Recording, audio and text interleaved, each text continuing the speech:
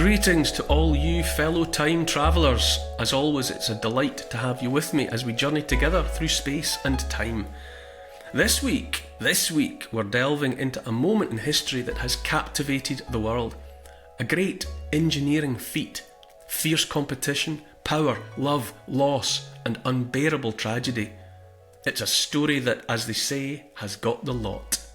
And it's a story that still commands the headlines. That's what the series is all about, how history connects us with the present day. And just before we begin this week's episode, I'd like to say the usual ginormous thanks to everyone who helps support the podcast series by signing up to my patreon.com site. If you haven't done so and you'd like to, joining couldn't be easier.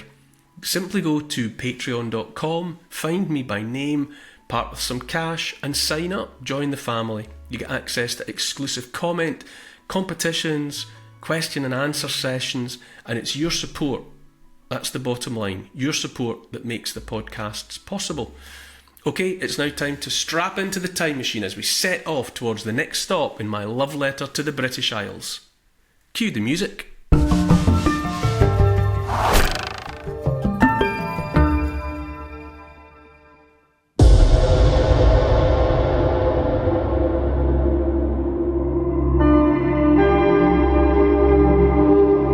If you imagine her out there, in the dark, steaming through the night, unknowingly towards disaster.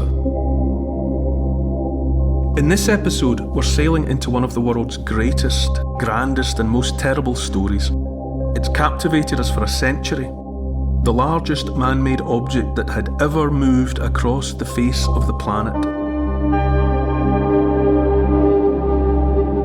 She was one of a set of near-identical triplets, in fact, built when technological advancement was moving fast and getting faster. On her maiden voyage, around 2,200 passengers and crew were aboard, heading out into the wild Atlantic Ocean. Sailing towards tragedy, and the band played on. I'm stepping out across Britain to discover 100 remarkable places that have shaped you, me and the whole world. I'm Neil Oliver, and this is my love letter to the British Isles.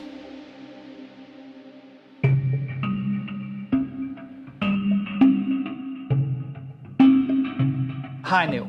In the last episode we saw unbelievable fortunes made as coal, the black gold of its day, was shipped out of Cardiff port. Where are we this week? Well, whalers mutters brass, Paul, and at the turn of the 19th century, when you'd made your fortune, one of the most fashionable things to spend it on was a trip to New York, aboard a glamorous ocean liner. And top of the list was the Titanic, whose maiden voyage has inspired thousands of articles, books, and at least one Hollywood blockbuster. To this day, it still remains the deadliest peacetime sinking of a ship ever witnessed. A catastrophe that stood on the cusp of an age when the world was about to change forever. We're heading to Belfast, to the Titanic slipway.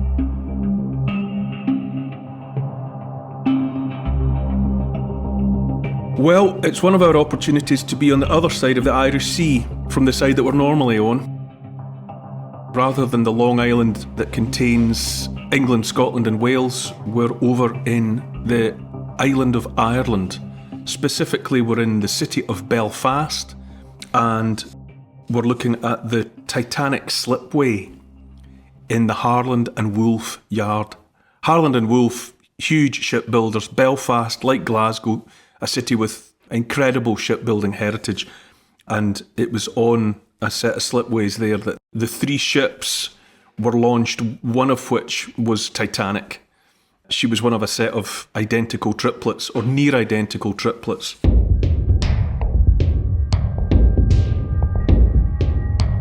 This is a very significant part of the love letter for me, because it's where, in my memory or in my imagination, we start to slide or segue into the First World War. Titanic was launched and lost in 1912. I don't think it's much of a spoiler that. I think everyone on the planet knows that Titanic was lost. And that year, 1912, 2 years before the outbreak of World War I, for me, the loss of Titanic, among much else, it stands for something. But we'll get to that. We will get to that. Okay, Titanic. Most people, many people will have seen one or other movie, probably the Kate Winslet, Leonardo DiCaprio version, directed by James Cameron, very dramatic. Hugely popular film. I think it won an Oscar, didn't it? Yeah, it won a handful, including Best Director and Best Picture. So, in your mind's eye, you can see Titanic. You know what she looks like? Very distinctive shape, with those four funnels. For all the time that she was afloat, which was about just 7 weeks, nearly 2 months short of a year, Titanic, RMS Titanic, Royal Mail Ship Titanic, was the largest man-made object that had ever moved across the face of the earth. At that time, nothing so large and so grand had ever moved upon the face of the earth. She was just shy of 900 feet long and 92 feet wide. She weighed in at 50,000 tons. To most people who don't have a background in shipping or engineering, it probably sounds big enough. Nearly 1,000 feet long, nearly 100 feet wide, 50,000 tons. It's a big old unit. To put that in an everyday context, how big is 900 foot? Well, I mean, a 1,000 feet, you're looking at a skyscraper. 1,000 feet, you know, that's what, 100-story building. It's massive. And let's remember, it's well over 100 years ago, and that they were capable at that time of moving something that size through the water with their engineering skill. I mean, it does say something for the engineering and the ambition at that time. So placed on its end, Titanic would be taller than Canary Wharf in London, which for years was the tallest building in Britain. There you go, I couldn't actually have quoted at you the height of Canary Wharf. Yeah, it's under that, by quite a bit. It's 770 feet. Well, it's worth, for all that, it is worth looking at her in a modern context. When I was first looking at this story, in 2017, a gas pumping vessel called Prelude had just hit the water.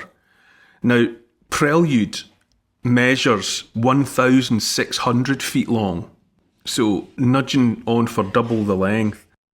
Prelude is longer than the Empire State Building is tall.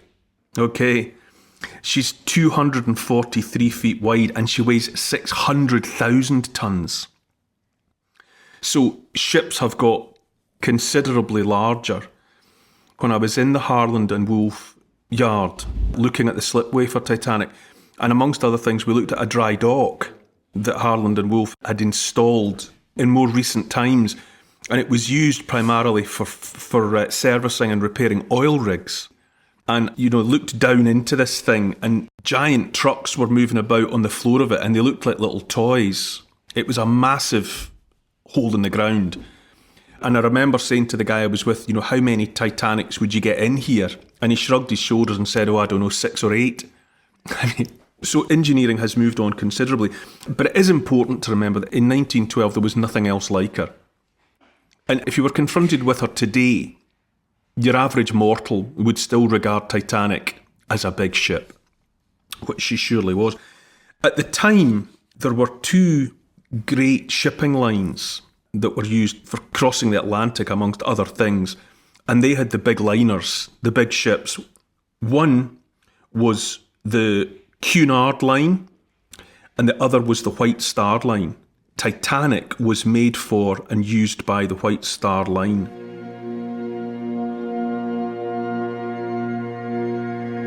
So when White Star commissioned Harland and Wolff to build Titanic, as I say, for all sorts of reasons, it made sense to make more than one. And in fact, Titanic was one of a set of nearly identical triplets, One of her sisters, which was called Olympic, was actually built alongside her. You know, they were built side by side. And the third, which was called Britannic, was built after Titanic and Olympic, and she launched just before the outbreak of the First World War. Cunard Line had the fastest ships at the time. They had the record-breaking liners Lusitania and Mauretania. Both of those had 4 big engines and 4 funnels. Great power, great speed. Titanic and her other Olympic-class sisters had only 3 engines, so they had less power and less speed. And to distract people, a 4th fake funnel was added to each ship. They only needed 1 funnel for each engine, but all 3 had a 4th funnel, so that they weren't beaten into second place visually by the Cunard ships. And aboard Titanic, believe it or believe it not, the empty 4th funnel was used for storing luggage. The point of all that was, a large part of what was going on was show. Cunard and the White Star Line were in serious competition with one another, because obviously the fastest ships would attract more passengers. It was all about showing off as far as possible. And that begins to give you a bit of a clue about what happened to Titanic, because there was sort of hubris involved, overconfidence. Other considerations were being set aside. Rather than making safety the number one, there were other things in play. And above all else, Titanic had to be seen to be the best. She was the biggest, and she had to be seen to be the best. So you might say that in amongst all that sleight of hand, maybe some corners were cut, because the priority was not necessarily safety. The priority was demonstrating that she was the biggest and the best and the fastest at all costs. So to get the job done, the Harland and Wolff shipyard, they built 2 slipways side by side. A slipway is it's like a wedge, it's like an angled concrete structure that the ship is raised up on. And so the slipways that were built for Olympic and Titanic were the largest in the world at the time. They were built on what was then Queen's Island in Belfast Harbour. It's subsequently, development has meant that Queen's Island is now connected. It's joined on to the rest of, it's not an island anymore, but it was an island.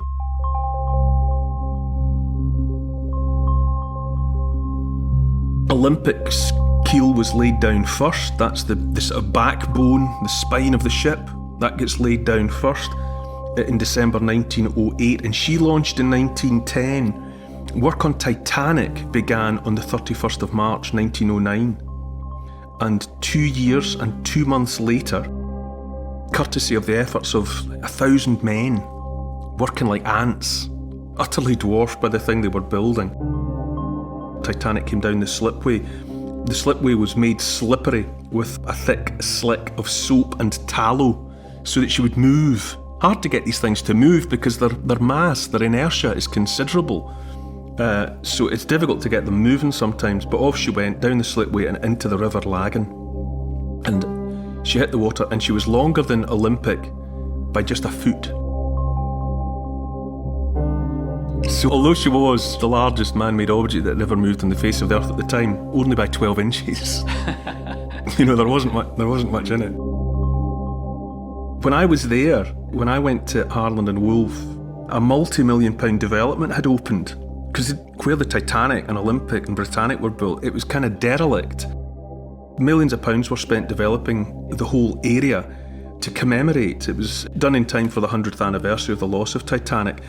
They call it Titanic Quarter now, and there's like film studios and there's private apartments where people live, there's businesses and all sorts. There's a visitor centre, of course, telling the story. I mean, surely, is there a more famous ship than Titanic? Is there a grander and more terrible story of lives lost at sea? And the visitor centre, if you look at it, you can see that it's been designed to suggest the superstructure of ships. It's a very modern building. But the funny thing is, it's all glass. And so it shines and it glistens in the sunlight. And from time to time, it also looks a little bit like an iceberg. Which is possibly a little bit unfortunate.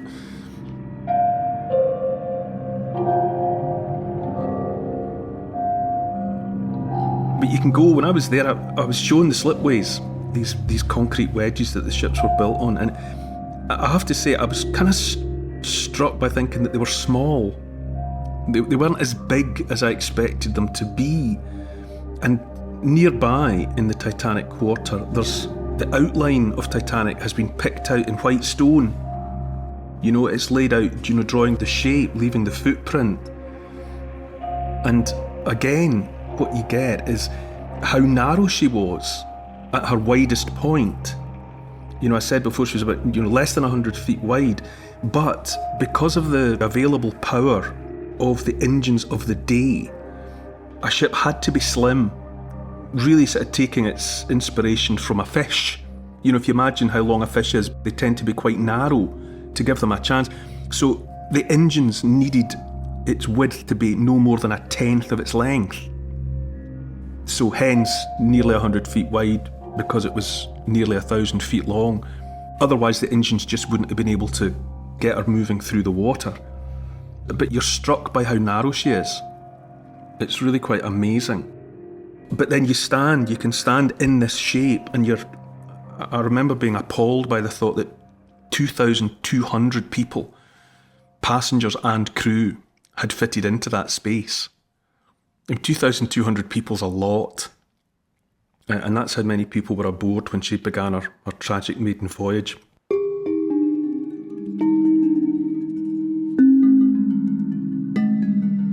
She set off in the April of 1912. She departed from Southampton. She was built in Belfast, but she steamed across to Southampton, took on some passengers.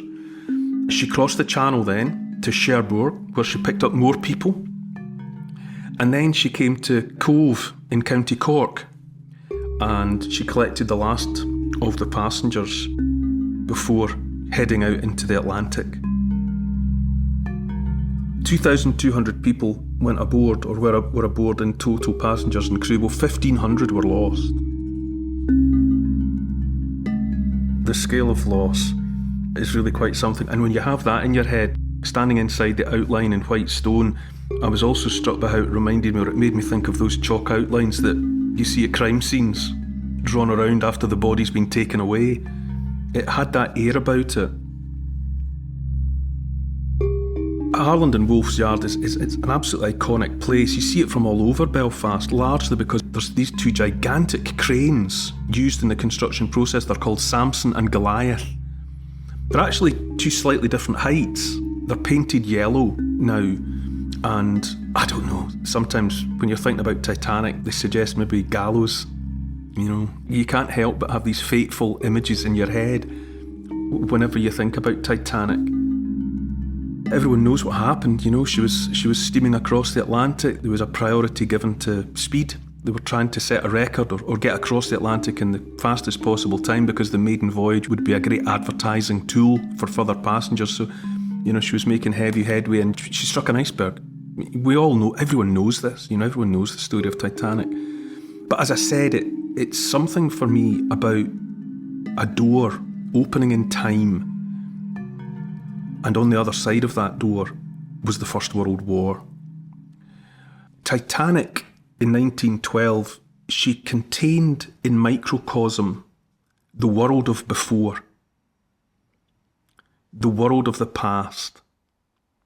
It was all still there aboard Titanic.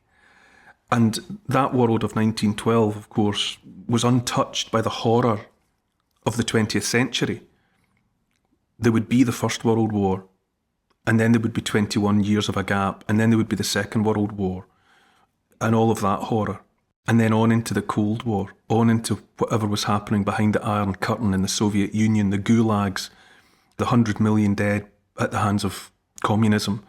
It was all still to come, and innocently almost, Titanic represented all that had been before.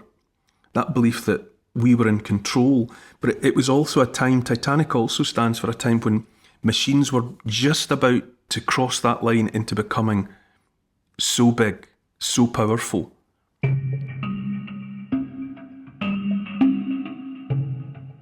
You know, we're now in a situation where it becomes a question of who's in control now? Is it us or is it the machines? And that was starting to happen, I think, in 1912 with Titanic. When you look back on her now, she's almost like a warning. Technology was moving fast. All sorts of machines were being developed. At that time, Daimler-Benz were making great strides with automobiles. The Wright brothers and Louis Blériot, the Wright brothers, they were the two American brothers who managed the first manned flight of a powered aircraft. Louis Blériot was the Frenchman who flew across the English Channel. It was all starting to happen. Ships, though, were still the dominant force, and the unsinkable. Titanic was supposed to be unsinkable. It was almost like a sobriquet or a nickname, the unsinkable Titanic. She was supposed to be the brightest and the best. Also at that time, dreadnought was a new word.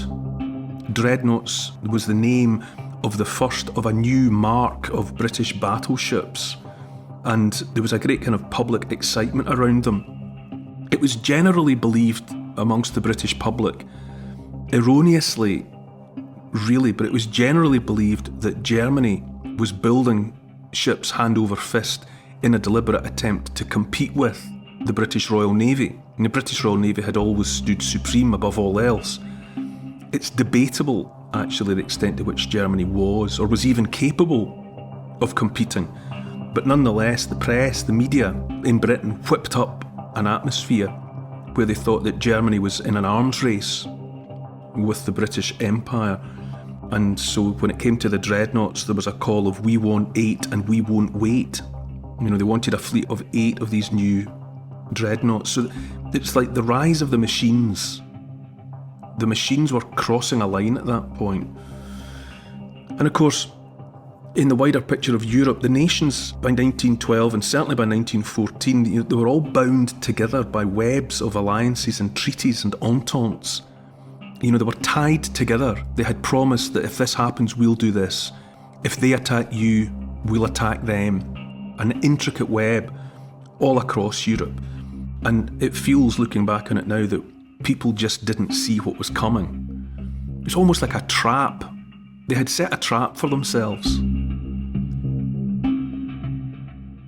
And the trap was about to spring shut in 1914. And to some extent, when the teeth of the trap shut in 1914, they never really opened again. The world was profoundly altered by the First World War and by the rest that unfolded in the 20th century.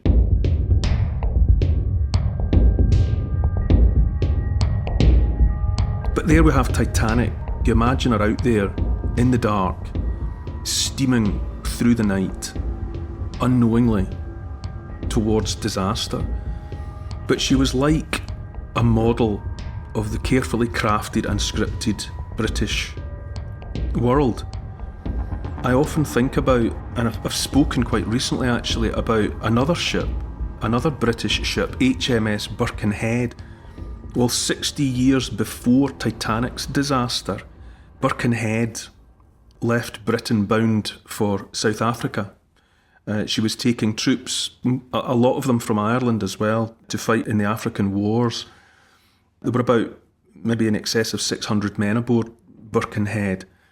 And as was not unusual at the time, some of the officers had brought their women and children with them, their wives, their kids. That was fairly standard practice. And Birkenhead struck a reef of rock not far from her destination, and she began to sink in shark-infested water. And the senior soldier aboard, Lieutenant Colonel Alexander Seaton, a 6'3" Scotsman, you know, I always picture Sean Connery in the role, he realised right away that they weren't all going to get into lifeboats. There weren't enough. And those that were there, most of them were unusable because their chains had rusted into position or been painted into position. And so he said, he didn't use the words women and children first, but he ordered that the women and the children would be taking the available lifeboat spaces.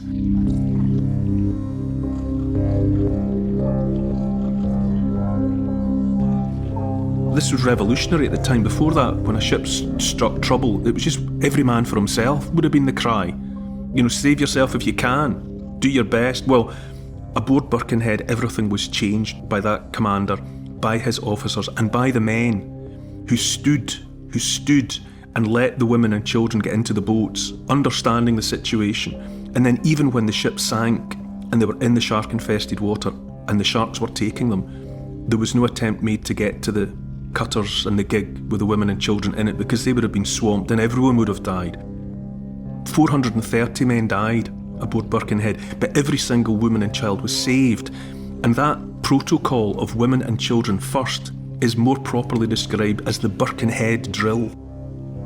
Rudyard Kipling wrote a poem about it 50 years later. To stand and be still to the Birkenhead drill is a damn tough bullet to chew. It set a standard. The loss of Birkenhead and the way in which the men had behaved in order to preserve the lives of the women and children was never forgotten. In Prussia, the story, or a version of the story, was put up in every barracks of every regiment, and the men were told to read the story and to understand that that was the standard that was expected of them. And so 60 years later, aboard Titanic in 1912, as she began to tip, as she began to go, because of Birkenhead, men knew what was expected of them. In theory. And that's the point. They knew what they should aspire to be and what British society expected them to do. There was this expectation that they would stand straight-backed and let the women and children go. Captain Edward Smith, the captain of the Titanic, was heard constantly saying to his officers, "Be British, boys, be British." Because of Birkenhead, because of a long history of sacrifice, British men knew what was expected of them. Whether they could deliver what was expected of them was a matter for each individual, but they knew what was expected of them.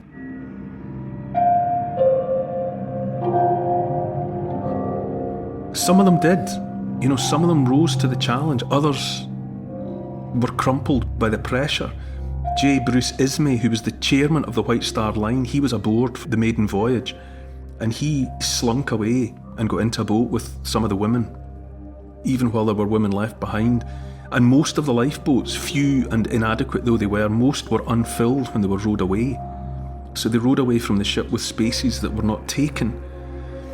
And as she went down, the ship's officers were very concerned that panic would break out amongst the third-class passengers, of whom there were many. The ship was stratified, like British society. First class was at the top, on the deck, and then there was a middle class in the middle deck, and then lowest down, right down where the engines were, right down towards the keel, was third class. And the officers already knew that there weren't spaces in lifeboats. People were not getting into the lifeboats, and they knew that if the sheer volume of people, or they feared that if the sheer volume of people coming up from third class got out of control, there would just be carnage and chaos. And it was mirrored in society, because all across Europe, and certainly in Britain, society was worried about the rising of the lower classes. What happened aboard Titanic was almost a metaphor. Revolution was in the air. The Russian Revolution would happen in 1917, but there was pressure coming from below, if you like, from the working class, from the third class people. So what was happening aboard Titanic, and where measures were taken to keep the third class under control, well, all across Europe there was simmering discontent, and governments and rulers were worried about how they would continue to be able to control the sheer mass of the people. It was all playing out there.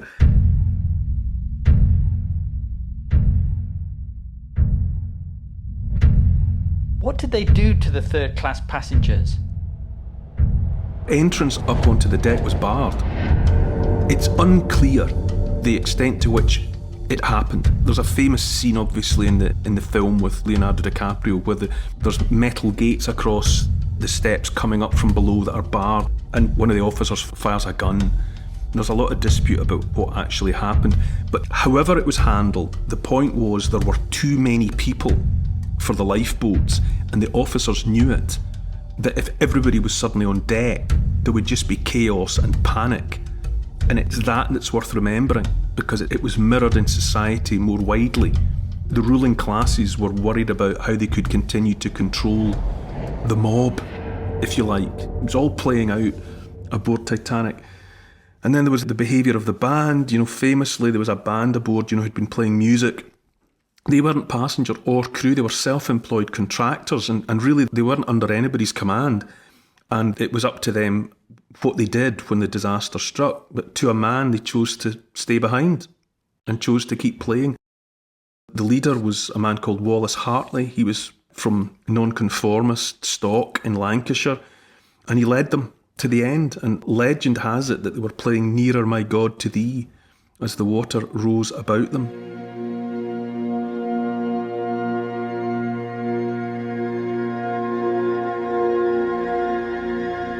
All of it that was happening aboard Titanic was a terrible portent of what was lying just ahead, just over the horizon, just out of sight, so that the First World War is like the iceberg that we would tear ourselves apart upon, that we would run onto on account of overconfidence and on account of not properly understanding the future that we had put in place for ourselves. And so, just as Titanic was steaming towards the iceberg, Europe was plunging headlong towards the carnage of the First World War. And there was a disproportionate number of men of the middle classes aboard Titanic died. Disproportionate in terms of the total numbers involved. And it was because so many of the middling class men didn't get into lifeboats and did stay behind and bore in mind the notion of the Birkenhead drill, that it was right and proper that the women take priority. That behaviour was disproportionately represented amongst that middling class of men.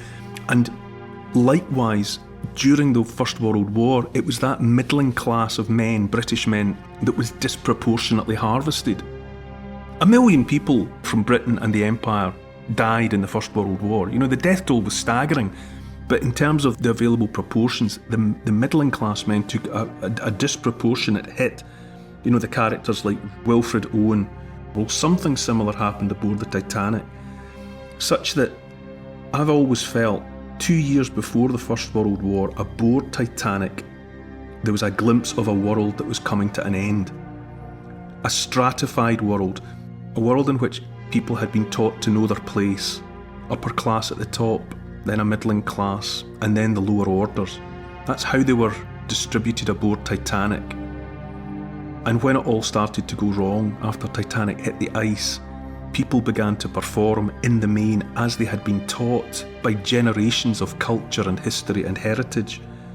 But that was a world that was coming to an end.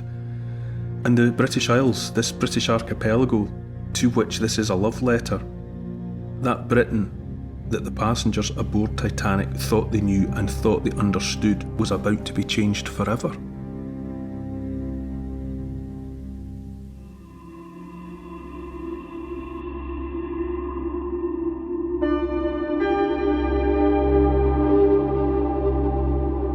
An island washed in heaven's tears, ancient jagged crags and rare beauty, houses painted in soft pastel shades, and the inn where Bonnie Prince Charlie said goodbye to Flora MacDonald before fleeing with his tail between his legs. A snapshot of the pain suffered by a small town on the Isle of Skye brings the horror of the First World War into sharp relief. Billions of spent bullets, millions dead, a magnitude of sorrow and suffering it's impossible to comprehend. Next time in my love letter to the British Isles. To help support this podcast and to get access to new and exclusive history and comment videos every week, sign up to my Neil Oliver Patreon site. I'd love to see you there. Check out the Instagram account called Neil Oliver Love Letter. And please write a review of this week's podcast and share it with your friends. For further reading about these favourite destinations of mine, you could try my book.